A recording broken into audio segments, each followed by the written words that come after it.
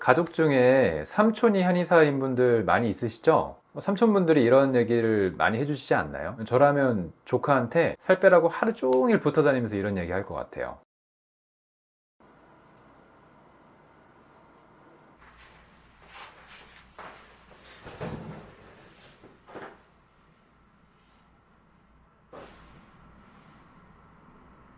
안녕하세요. 한의사 삼촌 김 원장입니다.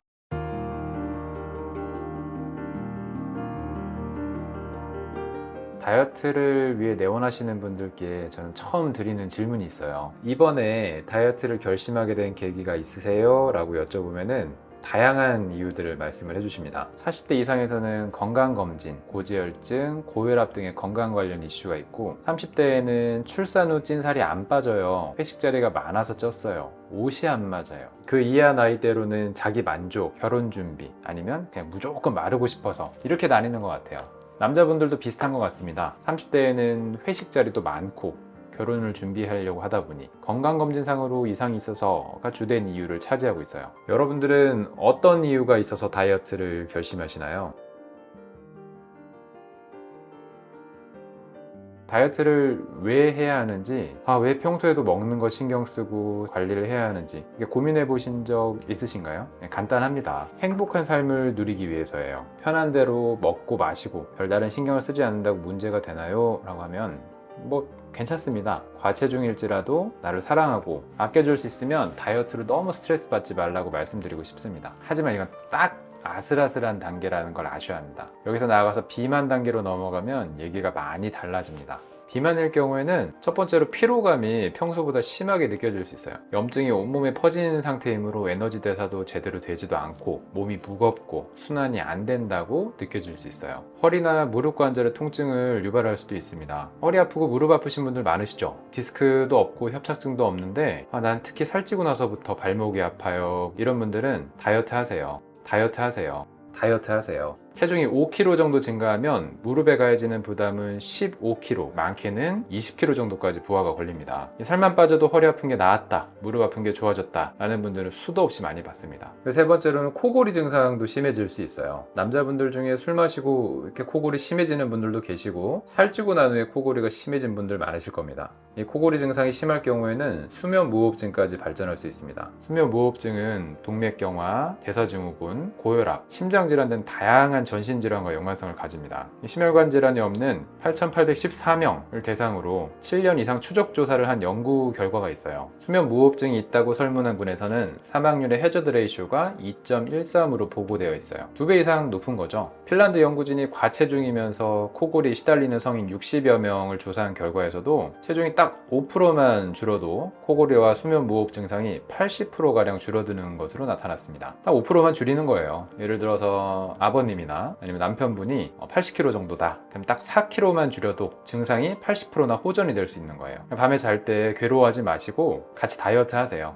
다이어트 하세요. 나도 편하고 상대방도 건강해지시는 겁니다. 더 무서운 거는 다이어트를 하지 않아서 살이 쪘을 때는 대사질환이 생긴다는 거예요. 한의원이 측정하는 체성분 분석기에는 내장지방의 단면적이 나오는데요. 대한비만학회지에 실린 논문을 보면 체성분 분석을 받은 2,461명을 대상으로 한 결과에서 내장지방 단면적을 기준으로 대사증후군을 예측을 한번 했었어요. 남성은 110제곱cm, 여성은 90제곱cm로 보고 있습니다. 이 이상일 경우에는 대사증후군의 확률이 높다라고 볼 수 있는 거죠. 저희한테 내원하셔서 다이어트를 시작하시려는 분들과 상담을 할 때 체성분 분석을 먼저 하게 됩니다. 100제곱cm를 넘겨서 오시는 분들이 대부분이에요. 저는 속으로 진짜 큰일 났다, 위험 수준인데 어떻게 해야 경각심을 가지고 할까 라는 생각을 가지고 진료를 시작하곤 합니다. 그만큼 대사질환은 무서운 거예요. 대사증후군의 기준이 5가지가 있는데 이 중에서 3가지 이상을 만족하는 경우를 대사증후군으로 진단을 하게 됩니다. 첫 번째로는 허리둘레가 있어요. 한국인 남성 기준으로는 90cm, 여성은 85cm를 초과할 때. 두 번째로는 공복 시에 혈액 내 중성 지방이 150 이상일 때. 세 번째로는 공복 시에 혈액 내 고밀도 콜레스테롤, 우리 HDL이라고 하죠. 남성은 40, 여성은 50 미만일 때, 혈압이 130에 85 이상일 때, 마지막으로 공복 시에 혈당이 110 이상일 때입니다. 대사증후군은 현재 흔하게 나타나고 있어요. 최근에 유병률 현황을 보면은 19세 이상 성인 4명 중에 1명이 65세 이상의 성인에서는 절반이 대사증후군을 가지고 있다라고 보시면 됩니다. 대사증후군이 있으면은 심장질환 발생 위험이 2배, 당뇨는 10배까지 높아집니다. 심장질환으로 사망할 확률이 1.6배나 높다고도 하죠. 10년 뒤에 사망할 확률은 9.8%, 20년 뒤에는 20.2%라고 합니다. 주변을 생각해 볼게요. 대학 동기들이나 회사 동료들 기준으로 40명 중에 10명은 대사증후군이고 그 중에 또 1명은 10년 뒤에 사망할 가능성이 높다라는 소리예요. 내 친한 친구가 나와 가까운 지인이 다이어트를 하지 않아서 10년 뒤에 사망할 수 있다라는 사실을 알면은 경각심이 생기지 않나요? 내 친구나 지인이라고 표현했지만 이제 내가 될 수도 있는 거예요. 참 무서운 겁니다. 제 입장에서는 제 눈앞에 앉는 분들이 대부분 대사증후군에 속하는 분들이에요. 이럴 때 내가 관리를 제대로 못하면 이분은 10년 뒤에 사망 확률이 10% 가까이 되는구나 이렇게 생각하게 되면 이제 저를 싫어하게 되더라도 독한 말이 나갈 수밖에 없는 거죠. 또 앞에서 당뇨 말씀드렸죠. 당뇨는 그 자체보다도 합병증으로 인한 사망률이 무서운 질환입니다. 당뇨가 있는 경우에 일반 인구에 비해서 암으로 인한 사망률이 18%가 높아요. 똑같은 유방암에 걸리더라도 당뇨가 있는 경우에는 사망 확률이 9%가 높고 자궁 내막암으로 인한 사망률도 2배 이상 높아요. 특히나 최근에는 췌장암이 급속하게 증가하고 있습니다. 췌장암은 5년 생존율이 10%가 채 안 되는 치명률이 매우 높은 암이에요. 대사증후군을 가지고 있는 경우에 췌장암 발병 위험이 30%나 증가하게 되고 반대로 대사증후군이 호전되면 발병 위험은 12%나 낮아지게 되죠. 이 다이어트가 꼭 필요한 이유가 그래서입니다. 무섭고 겁나는 이유 말고도 다이어트를 해야 하는 이유가 또 있습니다.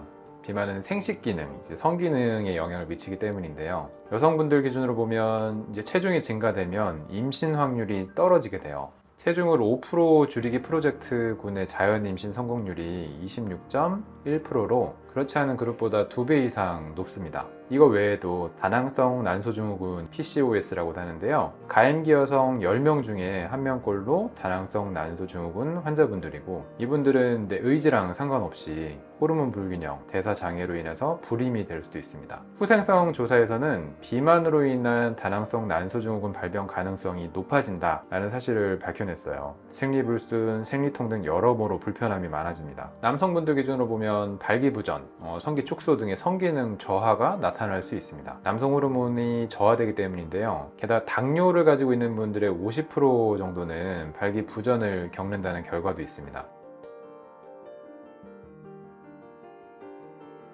첫 영상에서 다이어트가 주는 효과들 중에 개인적인 태도, 자존감의 변화를 말씀을 드렸어요. 외모가 중시되는 현대사회에서 체중 감량과 몸매 관리는 꼭 필요하다고 저는 봅니다. 이것도 하나의 경쟁력이고 자기를 사랑하는 방법 중에 하나니까요. 오늘 자칫 무거울 법한 내용으로 이렇게 영상을 만든 거는 다이어트가 단순하게 못 입던 옷 입고 더 이뻐지기 위해서만 아니라는 거를 알려드리고 싶어서입니다. 평소 맞던 옷이 안 맞는 게 문제라고 느낀다면 옷을 새로 사는 방법도 있어요. 다이어트는 힘들고 귀찮으니까요. 하지만 다이어트는 지금 당장을 보는 게 아니라 5년 뒤, 10년 뒤에 내가 사랑하는 사람과 함께 건강하게 살고 있느냐 아니냐를 결정하는 중요한 요소입니다. 제 앞에 앉아있는 분들을 저희가 관리해드리지 않으면 10년 뒤에 어떤 결과가 나올지 예상이 돼서 저희는 큰 책임감을 가지고 임하고 있어요. 제가 걱정하는 이 마음을 영상을 보시는 분들이 조금이라도 이해를 하고 다이어트를 늦추지 말고 당장 시작하시길 바라는 마음에서 이렇게 얘기를 한번 다뤄봤습니다. 다음번에는 그래서 어떻게 해야 살을 뺄 수 있는 건데? 라는 질문에 대한 답을 준비를 해보도록 하겠습니다. 원장실에서는 진료가 밀려서 다 말씀드리지 못한 얘기들을 여기서는 이렇게 마음껏 하니까 제가 살 것 같네요. 제 채널은 이렇게 운영이 됩니다. 다음 주에 뵙겠습니다.